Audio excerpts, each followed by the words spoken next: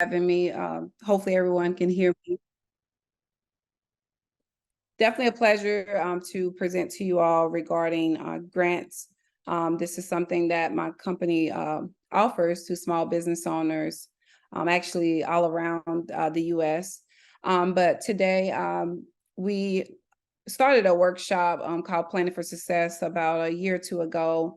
And this is something we actually use to just title our presentation. So a little bit about the Roberts Consulting Firm. We are a team of experts that assist new and existing for-profit and nonprofit businesses on the East Coast. Of course, we have expanded in the West Coast as well, where we service some clients that may be in Cali or Texas, just on the opposite side of the US. We coach our clients to and through their business objectives. We assist them with business consulting, accounting, and access to capital services. And we just serve as an expert liaison to help them build a thriving small business. I am the founder and CEO of the Roberts Consulting Firm. I started the company back in 2010, and I only started out as a tax office, and I expanded the services when COVID happened, the pandemic in 2020, to expand the services to small business owners. I am an accountant, formerly was an investment accountant at TIAA.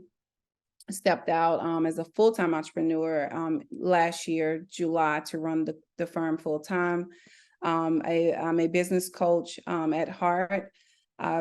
Formerly served and was co-founder of the Women of Purpose group here in Charlotte to empower women with their purpose. And I serve at the CPCC Small Business Center as a small business coach, as well as I'm a trainer with the NC Works. I partner with them through their WIX program to train employees new skills as well. So it's just a little bit about me. In today's agenda, we will talk about grant readiness. Oftentimes, we have clients that come to us that want to apply for grants, but they're not grant ready. So we came up with a process that will assist them with making sure they're grant ready before we take any funding from them as far as applying for grants for them. And then we'll talk about the type of funding they may be eligible for, whether it's any federal, state, local, private, type of funding, and we begin our grant search for them. We'll talk about the grant process as well today. So with the grant readiness, since we're addressing this to nonprofits, I would say for you to make sure that you do have your articles of incorporation, make sure you have your solicitations license. We wouldn't necessarily ask for a business plan for a nonprofit, but we may ask for bylaws. We may ask for bylaws. We may ask for any program objectives, any program plans you may have. We would ask for your W-9. Make sure you have a business banking account for the nonprofit, operating budget, as well as your financial statements or most recent tax return. I know a lot of nonprofits, they do postcards, which is like a 990N. Or you may have a 990EZ if you're exceeding the $50,000 threshold for your nonprofit. Additional things we'll ask for is that you have a social media presence. A lot of nonprofits doesn't realize that grant funders look at your presence on social media. They want to see that you're engaging, on the social media platform, and it shows them what you're doing. Letters of support is great for maybe clients you have served, even partnerships you may have partnered with your nonprofit. These are the type of things we may ask for, and we ask that you gather to become grant ready. A board of directors list, maybe a handbook for your nonprofit. These are things sometimes we'll need to move forward with applying for grants. Any questions here? Does anybody have any questions? If so, put them in the chat box and then we'll let Danielle know. Because I do think I saw someone put something in there about Danielle. So go ahead. All right. Okay, and then with the grant ready checklist, we always talk about these numbers because you'll be amazed, some clients don't know that these things exist. You know, the EIN is very common, of course. That's your tax ID number that you will need for the funder to fund you.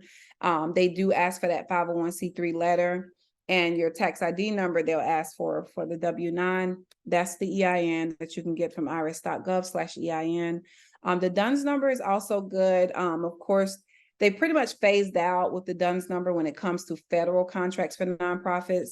You used to have a DUNS number to register in SAM.gov. I have a lot of nonprofits that don't think that they could get funding from the federal or that they could get federal contracts as a nonprofit, but yes, you can. And we had some dollars that came through City of Charlotte that required you to have a SAM.gov registration. So this would have been a case where you would have need your UEI number, which is the unique entity ID that they just changed to recently. I believe it was last year. They phased out the DUNS number. So SAM.gov, I do encourage you if you want to reach a larger audience. As Libby stated, we're not really seeking for small grants, we're seeking for larger grants. And when I say larger, we're submitting grants for millions of dollars. The City of Charlotte grant was for $250, and they didn't have enough nonprofits to give the money to. And this was fairly recently, it's like maybe 3 months ago. They reopened the grant because they didn't have enough nonprofits to apply for it. And that's right here in the City of Charlotte. And it was still pandemic money, ARPA, the American Rescue Plan Act, and they required you to have the SAM.gov because it was federal dollars that was funneled in through the federal government. And then the NICE code, of course, is your industry code that you will categorize your business. The SOSID number is for your articles. You'll have that number once you get your articles of incorporation. Charity license is very important. A lot of nonprofits don't realize they have to have a charity license with the state of North Carolina. If you're under 25,000, bringing in revenue for the year is free, of course, but once you exceed a certain amount, the fee go up from $50 to $100, and it goes up from there. Any questions here?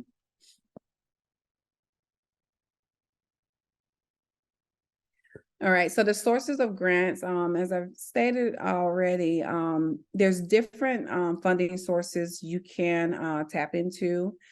There's, of course, the government, the federal, state, and local government that you can apply for grants for. The federal side is more so like the SAM.gov. The state side, of course, could be the EVP vending portal where you can bid for opportunities. There was a large bid we did, a kinship service that assists students in the CMS system. So these are the type of things if you want to reach a larger audience or just bid for opportunities, you can get into the North Carolina procurement system. Locally, you could reach out for grants. Beyond Open was one that took nonprofits the first round. The second round, they removed nonprofits. United Way is another grant that we just got selected for some of our clients that is very popular for nonprofits. And then the public foundations, private foundations, most of the time, those you have to send a letter of intent. Public foundation may be Wells Fargo. It could be the Wells Fargo Foundation or Bank of America Foundation. Private foundation could be Cannon Foundation. Cannon Foundation is a private foundation that you will send a letter of intent to. And then you have corporations, and a lot of these corporations, they work through cyber grants. Cyber grants is something you may want to check out and get your nonprofit set up through. Cyber grants, they ask for your W-9, they ask for your voided check. You can apply for Walmart, Bank of America. NASDAQ has a grant that's coming open up to $75,000 in November, the next round. And you can search through Cyber Grants is the website for that. So those are the different sources for grants. Any questions there?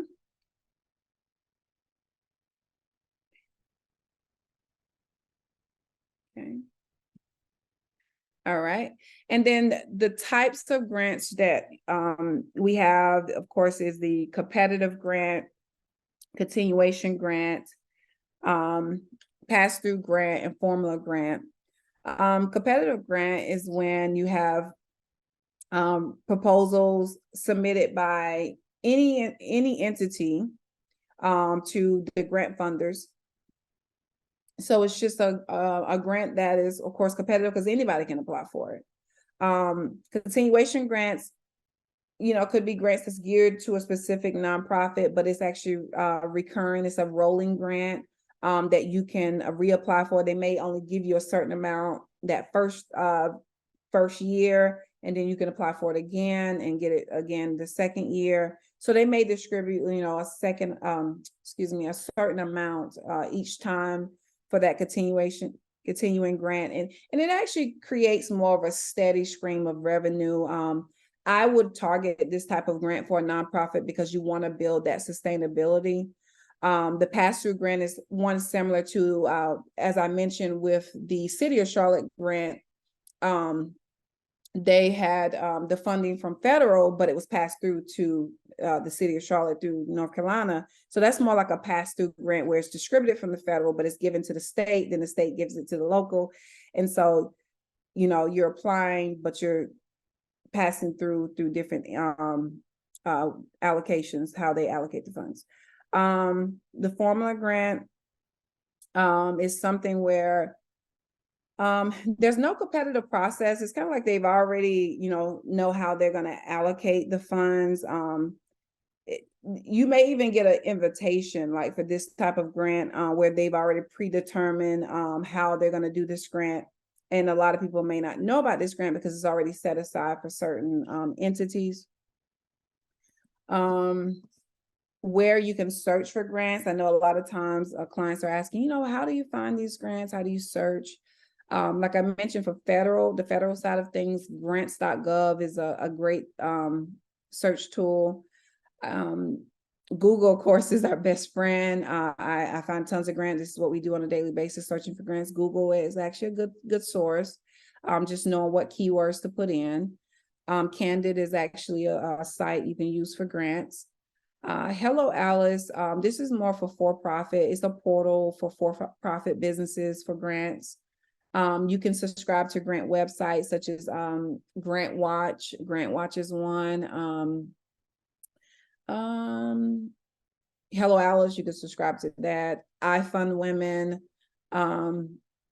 Chamber of Commerce also have funding opportunities. I stumbled across some things with Chamber of Commerce that helped me with employment. Networking is always great because you may meet someone that know of a funding opportunity. I was just sent a funding opportunity yesterday through someone I network with. So word of mouth. Social media is also good when you're looking for grants because sometimes when they post grants, they hashtag, so you could search specific names. You could type in grants in your search bar because that may be a hashtag for grants. Nonprofit grants, to be specific, you could search that because they're tagging, nonprofit grants on the hashtag. Procurement opportunities, like as I stated, was in the EVP. evp.nc.gov is where you find bid opportunities for the nonprofit. Let's see. Our grant process, like I said, we make sure that you're grant ready first. So we go through that checklist. We have a checklist for for-profits and a checklist for nonprofits. So nonprofits, of course, is going to be a little different, similar, but still different. So we go through that checklist to make sure you're eligible. And then we begin to, search for grants for you. Of course, it's always good to have a projected budget so we'll know what we're working towards, what we're funding, the why and the what and the how. And once we begin the grant search, we have like a time frame where we'll give you portal access, individual portal access, and note your due dates and award dates. We prepare the draft proposals. We send them over to you to review. We get you, to sign off and get any support letters we may need, any MOUs, if there's any partnerships that's going to take place.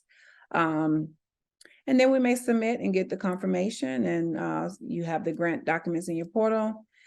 We monitor the award announcements. As we say, this year, a lot of grant funders did not adhere to their grant announcements. It was like, oh, we are inundated. We're going to announce in the next 30 days, or we're going to announce, later.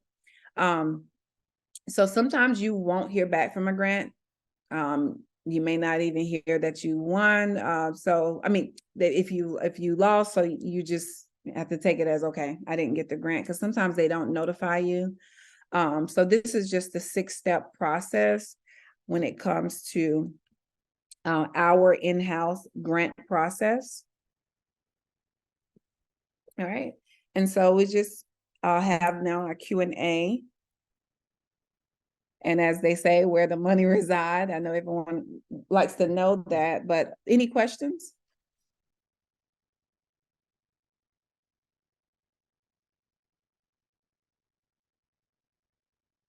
I have this is Carla with No Limits Creative Arts. I have a question going back on, you said that about a charity license, that a lot of nonprofits need a charity license. And what is that? Why first? And then like, how is that something that we obtain? Yes, so the charity license is a solicitation license that allows you to fundraise in the state of North Carolina, solicit for dollars, solicit donors, send out solicitation letters. However you go about raising capital for your nonprofit, North Carolina requires to license, they require you to have a license to solicit for money. Is that typical in every state? Do you know? I can speak for North Carolina. I can speak for South Carolina. I can speak for Connecticut. I know some states. I can't say for every state, no. Okay. Carla, it's Yes. in Florida as well. You need in Florida too. Yeah, Florida too, yes. Mm-hmm. Okay, Oh, yeah. see, I'm in California, but I'll definitely check in on that because I wasn't quite sure. So it was kind of new to me. And one of the things, this is Libby, and one of the things I would say, yes, definitely check, because one of the things, if you need a license and you don't have one, the IRS will come in and fine you. They will fine you big bucks for not having that solicitation and you're asking for money in your state. So you definitely want to make sure about that. Thank you. You're so welcome. Yeah, and you can check with your Secretary of State. That's normally where you'll find out. You can give a call to your Secretary of State. Great. Thank you so much. My pleasure. Any other questions? Yeah, Danielle, I have a question. Mm-hmm. Is it true that if you apply for a grant and you don't receive that particular grant, is it wise to go back and ask what could you have done differently to better position yourself for future ones? Oh, yes, most definitely. Because if they open that grant again, or, it comes back open, they are going to issue another award. You want to know how to, address that next opportunity. It could just be a learning experience. I would always ask, honestly, because we do that for our clients, just to know. Yeah, I definitely think that's a good practice to have. Some don't respond though. Some, just expect them sometimes not to respond, but we've had some nice program directors of grant funds, and they respond sometimes. Yeah. Thank you. Danielle, Yeah. that was great. This is Jude. Would you be able to put your contact information in the chat? Yes, it's actually going to be on the next tab once I click over. Sorry, I was going ahead of you. But I would definitely put it in there. I'll definitely put it in the chat as well. Thank you. I have a question. Go ahead. Yes. So the fees, is there fees for your company? Y'all charge upfront, or y'all get the cost amount, I guess, once the grant come in? How does that work on your end? Yes, and we get that question a lot, and I was like, wow, I didn't know, like, most companies don't charge up front, but I'm not sure how they're covering their payroll. But yes, we do. We offer 3 grant packages because on the front end, there's work that has to be done, and I can't do it myself, so I have a team. And so we have to do that research and development phase. We have to search for the grants. We may have to reach out to the funder for certain things just to get clarity around things. So there is work on the front end. So yes, we do charge a fee. We have it packaged where you can do 3 to 5 grants in one package. You might can do 10 to 15 grants in another package, or it might just be a la carte service where you just need one grant. It might be a federal grant. And we kind of base it off of the hours that it may take. And then we do grant administration. So we put in the contract where we can charge a percentage at the end. And it's more so just for grant administration. Because we have a client in Virginia, for example, that we manage that grant for her and we do reimbursement. So to answer your question, yes, there is a charge up front, and we try to keep it very low cost because we already know you're seeking funds because you don't have the funds. Yeah. Okay. Now I was asking because we had went through a agency and they charge up front and they'll never send us anything on what they applied for. It was like they just took money and left. So and we lost money. And there's a lot of companies that are doing that, and they want $2,000, $3,000, $1,500 up front, and it's coming out of the nonprofit organization, and we just losing money and not getting things gaining. So that's what I was asking. Yeah, we've had a lot of clients say that. And that's most clients, they'll find me on Google, they'll look at our reviews and things like that. But we have portal access for our clients. What we are very transparent about is that we cannot guarantee you a grant, and grants are very, very limited unless you have a relationship with the funder or it's just a great probability of you getting the grant. We're just very transparent when it comes to grants, that it's a supplemental income. It's not something you want to really depend on for funding. Hey, Danielle, let me ask you about your grant services or so. Now, do you all actually write like a blanket grant, or like a lot of the grants to have applications and you have to go in and answer the questions on the applications? Which do you all do? Do you all do both? We do not do blanket grants. We actually like to see a specific grant because every grant may be different. Like I said, if you're doing like a broad grant, say for example, Fearless Fund had a grant, that's like you said, more application detail. But what if we do a federal grant for you, or we do a CMS bid for you? Then the structure is going to be different. So we like to actually have a grant that we're actually going to work on. We don't do like some people say, well, can you just write me a proposal I can use for everything? Now, once we do something for you, we can extract from that, but we don't just write a blanket grant. No. So I get, because it's different. Federal, state, bids, contracts, everything is going to be different what they ask for. If that makes sense. It does. The person who a little while ago asked that one question, and she said that someone wrote them a grant or was doing them a grant. Did you not know those people, and did you not work closely with them? I believe that was Natasha. Or was it Natasha? Yeah, I believe Natasha, did you guys not work with them closely and have a relationship, like, talking with them? Yes, we talked a lot, had Zoom meetings, and actually they were referred to us, and they never sent us anything showing proof that they actually applied for grants. So were they never got applying? anything in return. Were they applying online, doing application grants, or what were they doing? That's what I was asking Danielle about. I'm not sure, because we gave them business plans, we gave them everything that we was asked to send them. Wow. DUNS number, we have everything. DUNS number, we all on social media. Everybody knows about our, you can see presence, live footage. So website, we have everything, and this been going. And we've been in business since 2020, but of course we didn't start doing. We have MOUs too to show. But it's just been difficult to find a successful grant writer that's actually legit, that's not scamming. They're really bad at scamming right now. Well, Natasha, did you fill out a contract? Was there a contract involved? Yeah, there was a document, yes. But I mean, you got to pay more money off for attorney and all that, and a lot of nonprofits don't have those fees to put in more for that. So it's like you just write it off as a law.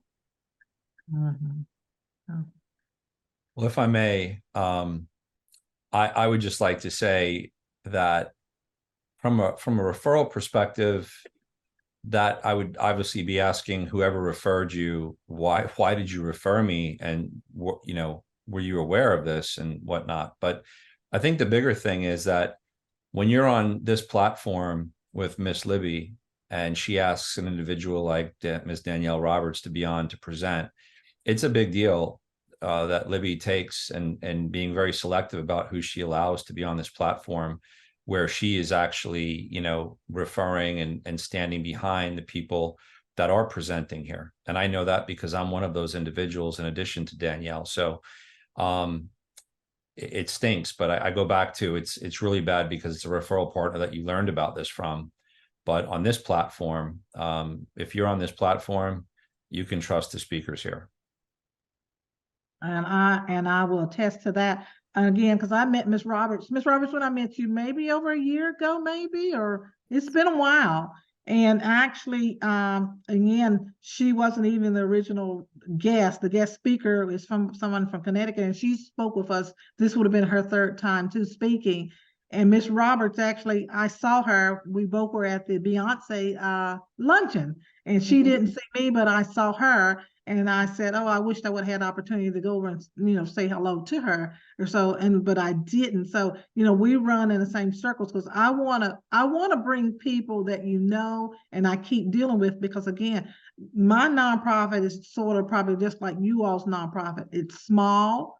And now I've grown it to a medium nonprofit. Now I'd like to see it become a little bit larger than medium and get mid-size again, because I don't want to say I'm large yet, because when you start getting large, you really, really need to know what you're doing. You really, really need a team and a staff to work with you. And I haven't got to that point yet, but you know what, as we have these meetings and we learn from people such as Ms. Roberts, I would love to see all of our nonprofits get this information, because again, this is all free educational information that, you know, what we want and we need to help grow our nonprofits. And again, we always say, well, how did these big companies get all the grants? Well, they get them because they are using people such as Ms. Roberts over and over after you build that trust to grow your nonprofit. Yeah.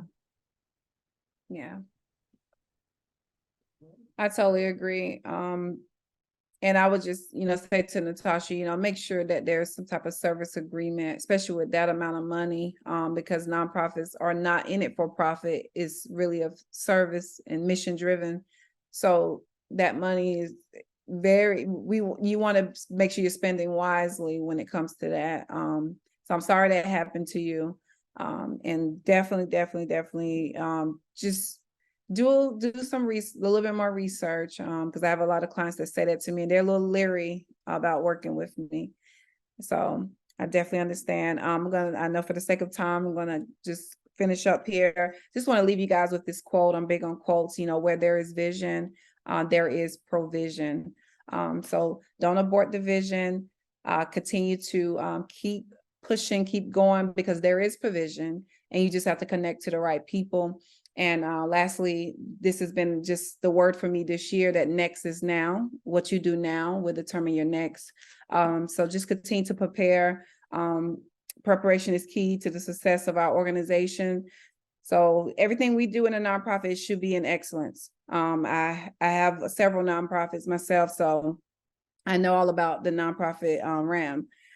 And this is my contact information. I should say our contact information. We have a call center line, is 980-213-8644. You can scan the QR code. It will give you our social media information, our email, website, and everything. It should be attached to that QR code.